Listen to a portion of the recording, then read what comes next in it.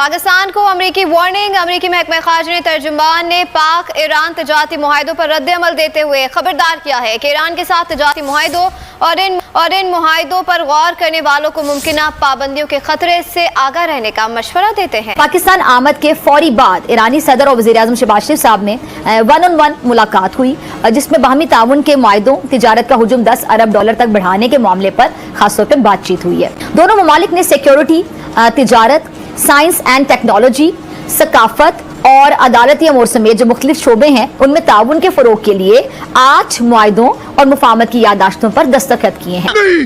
मैं नहीं मानता। ये ना हो कि हमारी जो 22% एक्सपोर्ट है अमेरिका में वो भी जाए, हम IMF के प्रोग्राम से भी जाएं, तो हम तो एक नई मुश्किल में फंस जाएंगे। ईरान के साथ ट्रेड एग्रीमेंट पर फिर जो पाबंदियां हैं और डेंजर ऑफ रिस्ट्रिक्शंस इंपोज की जाएंगी, इसके लिए तैयार रहना चाहिए और रहें। ट्रेड क्या करेंगे? आप एक्सपोर्ट करना है ना, आपने चीजें सेल आउट करनी है। क्या है आपके पास सेल आउट करने के लिए? आलू, टमाटर। पाकिस्तान पर ईरान से मुतालिक अमेरिका का बहुत ज्यादा दबाव भी रहता है। दोनों ममालिक के दरमियान तिजारत बढ़ाने में रुकावट अगर है तो वो आदमी पाबंदियां हैं। मैं वीडियो देख रहा था, आटा लेने के लिए आपको डंडे पड़ रहे हैं। ओहो, ठीक है, यानी पाकिस्तान में आटा लेने के लिए डंडे पड़ रहे हैं। डंडे पड़ रहे हैं आपको, आपकी औकात अब ये रह गई है। ईरानी सदर का दौरा है पाकिस्तान, अमेरिका का सख्त रद्द-ए-अमल खतरे की घंटी बजा दी। ईरान के साथ बढ़ते हुए ताल्लुकात पाकिस्तान के लिए खतरनाक, अमेरिका ने खबरदार कर दिया। देखिए, हम भारत नहीं है। भारत जो है उसको ये इजाजत है कि वो रशिया से S-400 मिसाइल ले सकता है।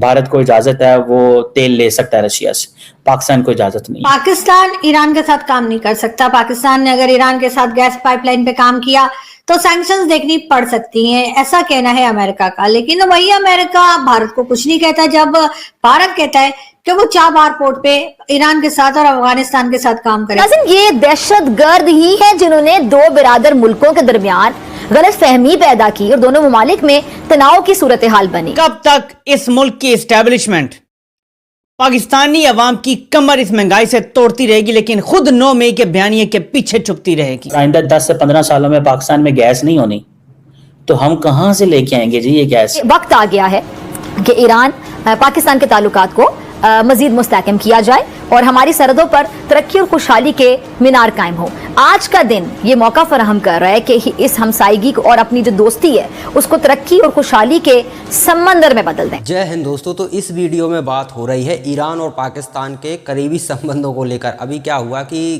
पाकिस्तान बहुत ज़्यादा करीब जा रहा है ईरान के, तो अमेरिका ने सीधी सीधी वार्निंग दे दी है कि ज़्यादा ईरान के करीब मत जाओ वरना ऐसे सैंक्शंस ठोकेंगे कि अभी तो थोड़ा बहुत पटरी पर हो, फिर कहीं के नहीं रहोगे। देखिए, ईरान पर तो सैंक्शंस लगे हुए हैं। ईरान सीधा सीधा मदद लेता है रूस और चाइना से, इसलिए वो सरवाइव कर पा रहा है। हालांकि डेवलपमेंट नहीं होता है वहाँ पर।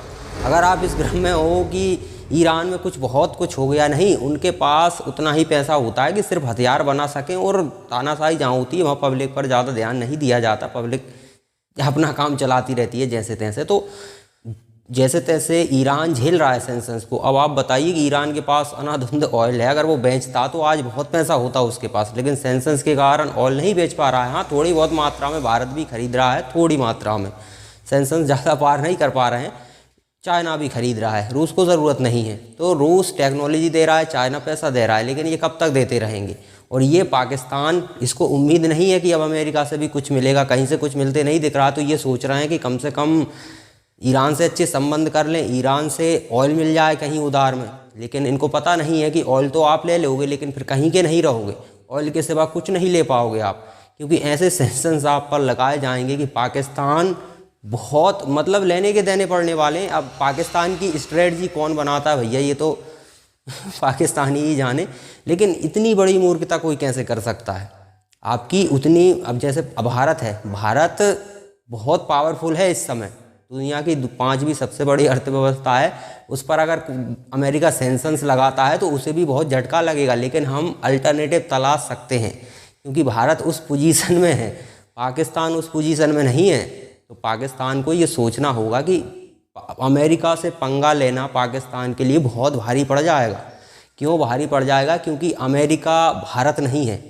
भारत तो किसी जैसे TTP है, भारत TTP को समर्थन देने में भी हिचकिचाएगा, लेकिन अमेरिका फंडिंग कर देगा उसे, तो आपको फिर पता चलेगा कि अमेरिका से पंगा लेना कितना महंगा पड़ता है। अमेरिका से फ़ायदा तो आपने लिया है लेकिन पंगा नहीं लिया है। जिन जिन ने अमेरिका से पंगा लिया ना, उनकी आर्थिक स्थिति तो खराब हो गई है, साथ में आतंकी हमले भी बहुत बढ़ जाते हैं, क्योंकि अमेरिका का कैरेक्टर ही ऐसा रहा है हमेशा से। लेकिन पाकिस्तानियों को शायद ये समझ नहीं आ रहा कि वो कितनी बड़ी भूल करने जा रहे हैं, लेकिन जो होना है वो तो आगे पता चलेगा। चलिए, पाकिस्तान का मीडिया ये डील जो हुई है, मतलब बातचीत हुई है ईरान और पाकिस्तान के बीच, उसमें क्या क्या हुआ है वो पाकिस्तान का मीडिया आपको बेहतर तरीके से समझाएगा। चलिए देखते हैं। अमेरिका के जो स्टेट डिपार्टमेंट के स्पोक्स पर्सन है मैथ्यू मिलर साहब, उन्होंने कमेंट किया है कि वो तमाम ममालिक जो ये समझते हैं कि वो ईरान के साथ कोई एग्रीमेंट कर सकते हैं, तो ये याद रखिएगा, कोई इकोनॉमिक एग्रीमेंट कर सकते हैं तो threats of sanction is there, threat of sanction is there. और अब साथ ही उन्होंने पाकिस्तान को ये कह दिया है कि जो पाकिस्तानी हैं they are the leading investors, ठीक है जी, इन वॉशिंगटन। रादर मुझे इस तरह कहना चाहिए कि Washington has been Islamabad leading investor बहुत, और पिछले खास तौर पे 20 सालों के अंदर बहुत सारी इन्वेस्टमेंट्स आई हैं। और ये बात उनकी बिल्कुल ठीक है, क्योंकि पाकिस्तान तकरीबन 22% अपनी एक्सपोर्ट्स भी अमेरिका को ही बेचता है। So there is one single largest export destination जो पाकिस्तान के लिए है वो अमेरिका है। और ये जब कि ईरानी सदर पाकिस्तान में है, सो वो पाकिस्तान को बेसिकली कॉशियस कर रहे हैं, टेक बी केयरफुल। आप जो ट्रेड एग्रीमेंट्स करने जा रहे हैं या कोई आप देखें, इसीलिए तो जो बहुत सारी जो चीज़ें हुई हैं वो MOU साइन हुए हैं। जब ये ईरानी सदर पाकिस्तान थे तो MOU साइन हुए हैं, पहली बात। दूसरी बात ये है कि जो कारोबार के हवाले से बातें हैं वो तो लोकल सतह पे होनी है।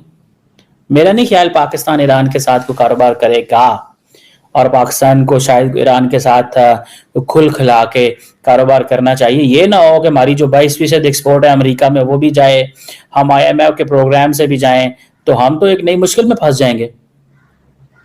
सो वो कह रहे हैं कि बिजनेस, सो एक ही ऑप्शन रह जाता है, दूसरे लफ्जों में वो एक इनफॉर्मल सी ट्रेड है जो आप कर सकते हैं। वही चीज पाकिस्तान को पे बैक कर सकती है, क्योंकि पाकिस्तान का ईरान के साथ लंबा बॉर्डर है और उस लंबे बॉर्डर में पोरस बॉर्डर है, तो अब तो वहां से खुल्लम खुला कारोबार चीजें ट्रेड हो रही है। रिसेंटली पाकिस्तान के को ये कहा गया था, आई थिंक अमेरिकन अथॉरिटीज ने कहा था कि भैया ये बहुत ज्यादा ट्रेड हो रही है, इसको रोकें, पर्टिकुलरली जो इलीगल जो ऑयल स्मगलिंग हो रही है। अब टेक्निकली तो पाकिस्तान को इसका बड़ा नुकसान होता है स्मगलिंग का, क्योंकि हुकूमत के पास रेवेन्यू नहीं आता। जो भी इंपोर्ट एक्सपोर्ट होती है या कोई चीजें सेल होती हैं, देखें जब एक बिजनेसमैन जो है या जो गैस स्टेशन या पेट्रोल स्टेशन पे जो शख्स बैठा हुआ है, जब वो उसके पास कोई वो चीज खरीदेगा तो वो उसकी इनवाइस आएगी और वो लिखेगा, जब वो बेचेगा तो इनवाइस होएगी तो वो बेचेगा। सो अगर आने की इनवाइस ही कोई नहीं है तो इसका मतलब है हुकूमत को टैक्स ही नहीं मिलना। अगर सेल ही नहीं होगा तो टैक्स ही नहीं मिलेगी। तो दोस्तों देखिए, ईरान के करीब जाना पाकिस्तान को बहुत भारी पड़ेगा, क्योंकि ईरान से दोस्ती आप कर रहे हो तो आपको अमेरिका से तो दुश्मनी हो गई, क्योंकि जो हमें ईरान के दुश्मन हैं वो सब फिर आपके दुश्मन हो जाएंगे, क्योंकि आप उस कंडीशन में नहीं हो, भारत जैसी कंडीशन में नहीं हो कि भारत रूस से भी दोस्ती करेगा, ईरान से भी करेगा, इजराइल से भी करेगा, अमेरिका से करेगा। एक दूसरे के विरोधियों से दोस्ती करना हर किसी के लिए संभव नहीं होता है, बड़ी बड़ी महाशक्तियाँ भी फेल हो जाती हैं इसमें, लेकिन भारत कर पा रहा है, ये बहुत बड़ी बात है। लेकिन पाकिस्तान को सोचना होगा, पाकिस्तान उस कंडीशन में नहीं है, पाकिस्तान को लेने के देने पड़ जाएंगे। अब आप देखिए कि आप सऊदी अरब से मिल रहे हो, सऊदी अरब से पैसा मांग रहे हो, हालांकि उन्होंने दिया नहीं, वो इन्वेस्ट करने की बात कर रहे थे, तो सऊदी अरब से आप उम्मीद करोगे, सऊदी अरब का दुश्मन है ईरान, ये तो आपको बहुत महंगा पड़ जाएगा। ईरान के करीब जाने से आप कई देशों को दुश्मन बना लोगे।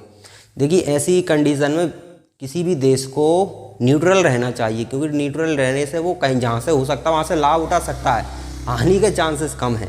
लेकिन आप इस तरह के कदम उठाते हो तो आपको बहुत अब इनको लग रहा है कि ऑयल मिल जाएगा तो सब कुछ हो जाएगा। भाई ऑयल मिल जाएगा, बाकी की चीज़ें नहीं मिलेंगी, क्योंकि फिर सैंक्शंस लगना तय है।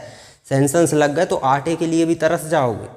ये पाकिस्तान ने सोचा ही नहीं कि सैंक्शंस लगने के बाद उनका अल्टरनेटिव कैसे तलाशेंगे, लेकिन जो मर्जी आता है वो करने लगते हैं, तो फिर करो। हालांकि पाकिस्तानी 76-70 साल से यही करते आ रहे हैं, इसीलिए तो आज यहाँ पर हैं और अभी भी वही करेंगे। इनसे आप कोई अच्छा काम करने की उम्मीद कैसे कर सकते हो?